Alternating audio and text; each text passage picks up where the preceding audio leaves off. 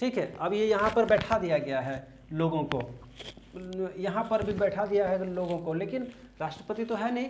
राष्ट्रपति का क्या रोल है? राष्ट्रपति का रोल क्या है? एक शब्द आता है आहूत। आहूत क्या होता है? जब राष्ट्रपति द्वारा दोनों सदन का बैठक को बुलाया जाता है, कोई भी, जैसे अचानक से हमारे देश में कुछ घटना ऐसा घट जाए, या घटना अगर नहीं भी घटता है तो भी संवैधानिक प्रावधान के अनुसार साल में 3 बार संसद का बैठक होना जरूरी है, वो लोकसभा में और राज्यसभा में भी।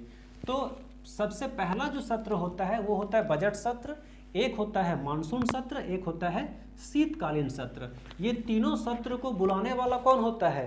तत्कालीन राष्ट्रपति। जो उस समय के राष्ट्रपति होंगे वही दोनों सदन को बुलाएंगे, और ये जो बुलाना है इसी को बोलते हैं आहूत, यानी कि राष्ट्रपति के द्वारा दोनों सदनों को बैठक को बुलाना, इसको बोलते हैं आहूत। और सबसे लंबा सत्र जो होता है वो होता है बजट सत्र, और सबसे छोटा जो सत्र होता है वो होता है शीतकालीन सत्र। सबसे लंबा बजट सत्र होने के पीछे भी कारण है।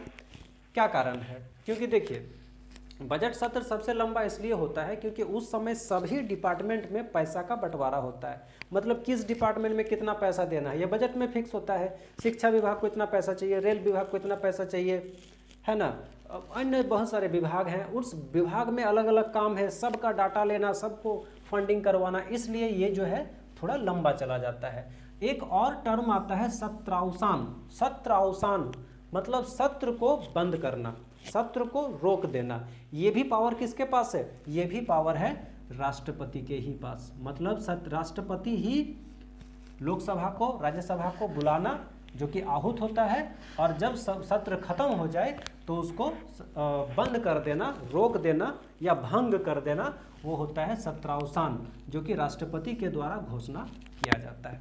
बातें समझ में आ रही है? उसके बाद एक टर्म आता है स्थगन। लोकसभा स्थगित हो गया।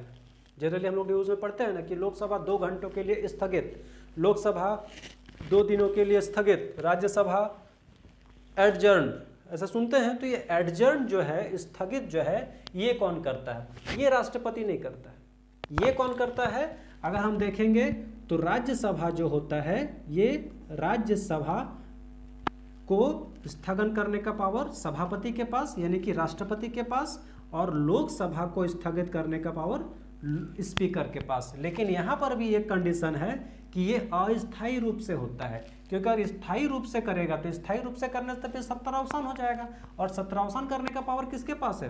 राष्ट्रपति के पास।